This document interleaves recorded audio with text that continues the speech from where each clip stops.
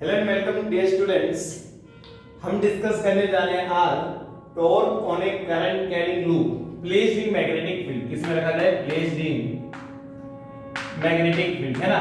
एक current carrying coil को magnetic field में अगर रखा जाए तो उस पे कितना टॉर्क लगेगा, ये आज मैं आपको निकालना सिखाने वाला हूं। तो listen to be very carefully, ठीक है।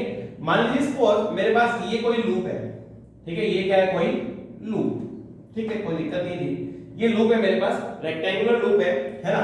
इसकी लेंथ मान लीजिए सपोज, ये लेंथ कितनी है मान लीजिए सपोज, ये मान लीजिए b है और ये मान लीजिए कितना आपका l। तो इसमें करंट है, ये करंट हो गया मान लीजिए इसमें, ठीक है। ये क्या हो गया इसमें? करंट, ठीक है। हमें कोई दिक्कत नहीं थी। अब क्या होगा, इस करंट की वैल्यू मान लीजिए I, ये भी I और ये भी कितना लगेगा? I। मान लीजिए आपको मैग्नेटिक फील्ड और गिवन था इस रीजन में, इधर की तरफ अपना मैग्नेटिक फील्ड लग रहा है। ये क्या है भाई? हमारा मैग्नेटिक फील्ड, ठीक है। ये क्या हो गया? हमारा magnetic field B, uniform magnetic field है। पूरे रीजन में कितना आपका B आने वाला है। अब देखिए क्या होगा, सबसे पहले मैं इसका एरिया वेक्टर आपसे जानना चाहता हूं, है ना। एरिया वेक्टर हमेशा परपेंडिकुलर टू द प्लेन है और हम कैसे लेते हैं? देखिए करंट आपका इस सेंस में क्लॉकवाइज, राइट हैंड की फिंगर्स क्लॉकवाइज कर्ल कीजिए, थंब कहां जाएगा आपका? इनसाइड। कहां जाएगा? इनसाइड। तो एरिया आपका L into B आएगा और डायरेक्शन कहां होगी आपकी? इनसाइड, यानी कि क्रॉस, यानी कि क्रॉस, ठीक है। इस प्रकार से हमारा एरिया वेक्टर आ जाएगा। अच्छा अब देखिए चारों वायर है, चारों वायर में मैं फोर्स निकाल सकता हूं, है ना। करंट कैरिंग वायर पे हम जानते हैं कि जो हमारा मैग्नेटिक फोर्स लगता है डियर स्टूडेंट्स, उसका फॉर्मूला क्या था? I L cross B। क्या था formula? I L cross B, ठीक है। देखिए निकालते हैं। इस पे देखिए भाई करंट इधर जा रहा है तो लेंथ इधर, मैग्नेटिक फील्ड इधर, L और B में 90 डिग्री एंगल है। लेंथ इधर, B इधर, L और B में कितना है? 90। अच्छा फोर्स की डायरेक्शन क्या होगी? L cross B। L इधर, B इधर, L क्रॉस B। हम कहां जा रहा है? इनसाइड। तो इस वायर में जो फोर्स है वो कहां लगेगा आपका? अंदर की तरफ। और L और B में 90 डिग्री है तो L B sin 90, sin 90 कितना होता है आपका? 1। तो ये फोर्स कितना आ जाएगा भाई आपका? ILB। कितना आ जाएगा फोर्स आपका? ILB। इसमें देखिए लेंथ इधर है, मैग्नेटिक फील्ड भी इधर है, दोनों के बीच में जीरो एंगल है। sin 0 कितना होता है? 0। तो यहां पे तो फोर्स कितना लगेगा? 0, ठीक है। यहां पे अगेन देखिए L नीचे, B इधर, 90 degree angle, direction L cross B। L नीचे, B इधर, L क्रॉस B। थंब कहां जाएगा? बाहर। तो फोर्स आपका कहां आएगा? बाहर की तरफ। और ये फोर्स कितना आने वाला आपका? Again ILB। कितना आएगा आपका? ILB। फिर से देखिए इधर L इधर है, B इधर, 180 डिग्री एंगल, sin 180 डिग्री। तो यहां पे अगेन फोर्स कितना आएगा आपका? 0। तो यहां फोर्स 0, यहां फोर्स 0, यहां ILB अंदर की तरफ, यहां ILB बाहर की तरफ। पहले मैं आपसे पूछना चाह रहा हूं नेट फोर्स कितना होगा, तो देखिए ये अंदर की तरफ है, बाहर की तरफ एक दूसरे को कैंसिल कर देंगे, है ना। ILB अंदर और ILB बाहर एक दूसरे को कैंसिल, तो नेट फोर्स 0 आता है। तो जब भी एक क्लोज्ड लूप को यूनिफॉर्म मैग्नेटिक फील्ड में रखा जाएगा तो नेट फोर्स कितना आएगा? 0। तो यहां पे एक बात तो नोट करिए आप, नेट फोर्स इज 0, है ना। डियर स्टूडेंट्स अब मेरे को टॉर्क निकालना है। क्या निकालना है मेरे को? टॉर्क। टॉर्क निकालने के लिए थोड़ी एजम्पशंस चाहिए, ध्यान से सुनिए। ये मान लीजिए कि मैं आपको समझाता हूं, ये मेरी लूप थी, है ना। ये वाली लूप ये थी, है ना। इसमें ऐसे करंट था क्लॉकवाइज डायरेक्शन में, ऐसे, इसमें यहां, इसमें यहां, इसमें यहां और इसमें यहां, ठीक है। इस वाले हिस्से और इस वाले हिस्से में फोर्स 0 हो गया। ये वाला हिस्सा मतलब ये वाला फोर्स 0 हो गया। ये वाला हिस्सा मतलब नीचे वाला, यहां भी फोर्स क्या हो गया? 0। इस वाले हिस्से में फोर्स ILB अंदर की तरफ, अंदर की तरफ मतलब यहां का आपका नीचे की तरफ, यहां फोर्स का आपका नीचे की तरफ, और यहां फोर्स का है ऊपर की तरफ। तो ऑब्वियसली देखो ये ऐसे घूम जाएगी, यहां से आप नीचे लेके जा रहे हो इसको, यहां से ऊपर लेके जा रहे हो, तो ये कैसे घूम जाएगी? इस तरीके से आपकी घूम जाएगी। कौन सी डायरेक्शन होगी डियर स्टूडेंट्स आपकी? ये डायरेक्शन मेरे को दिखाई दे रही है क्लॉकवाइज, आपको दिखाई दे रही होगी एंटी क्लॉकवाइज। क्या दिखाई दे रही होगी आपको? एंटी क्लॉकवाइज, है ना। तो ये घूमने लगेगी। अब मेरे को वही निकालना है टॉर्क, घूमने का टॉर्क कितना होने वाला है। तो अगर मैं देखूं यहां पे इस एक्सिस के वजह से घूमना स्टार्ट हो जाएगा, ये पोर्शन बाहर, ये पोर्शन अंदर, कुछ इस प्रकार से ये घूमेगी, ठीक है। अब मैंने क्या बोला, आप फ्रंट व्यू बनाइए, ऐसे था ना आपको फ्रंट व्यू में देखिए क्या हो, ये साइड दिखेगी जिसकी लेंथ कितनी है? B। कितनी है जिसकी लेंथ? B। तो मैं बना रहा हूं फ्रंट व्यू। क्या बना रहा हूं डियर स्टूडेंट्स? में फ्रंट व्यू। फ्रंट व्यू में आपको केवल ये साइड दिखेगी, है ना। और ये कितना आपका? B। कितना आपका? B, ठीक है, ओके। अब देखिए इस वाले पे फोर्स नीचे की तरफ दिखेगा आपको, कहां दिख रहा है फोर्स आपका नीचे की तरफ, इस वाले कोने पे फोर्स नीचे की तरफ कितना ILB, और इस पे कहां दिखेगा आपको ऊपर की तरफ, ये भी ILB।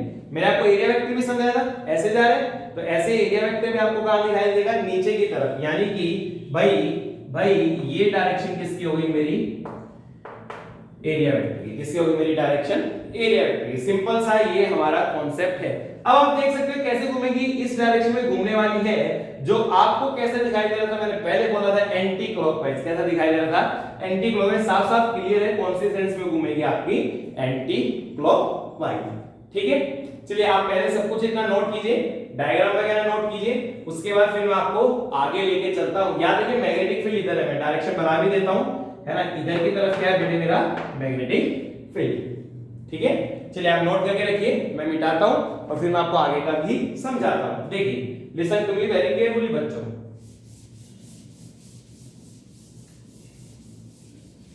आइए इस फिगर, अब देखिए ये घूम गई, मान लो थीटा एंगल से घूम गई, कितने एंगल से घूम गई, थीटा। तो देखिए बहुत ऑब्वियस है, अगर ये थीटा से घूमेगी तो एरिया वेक्टर भी आपका घूम ही जाएगा, है ना। तो ये घूम गई, मान लो ऐसे थी, ये ऐसे पोजीशन थी, है ना, इनिशियल पोजीशन ऐसे थी, अब ये घूम चुकी है, ऐसे घूम चुकी है ना। तो भाई इसकी लेंथ कितनी थी बच्चों, ये लेंथ कितनी थी भाई आपकी, ये लेंथ तो b थी, है ना। ये कितना था आपका ILB, कितना था आपका ILB, और ये भी कितना था आपका ILB, कितना था आपका ILB, है ना। तो देखिए ये अगर घूमी तो एरिया वेक्टर भी साथ साथ घूम जाएगा। तो अब ये क्या हो जाएगा भाई आपका एरिया वेक्टर, मैग्नेटिक फील्ड तो अभी भी इधर था, मान लीजिए एरिया वेक्टर और मैग्नेटिक फील्ड के बीच में कितना एंगल आपका भाई, थीटा। कितना एंगल आपका, थीटा, है ना। अब मेरे को टॉर्क निकालना है भाई, क्या निकालना है मेरे को, टॉर्क। ठीक है निकालते हैं, कोई दिक्कत नहीं है ना।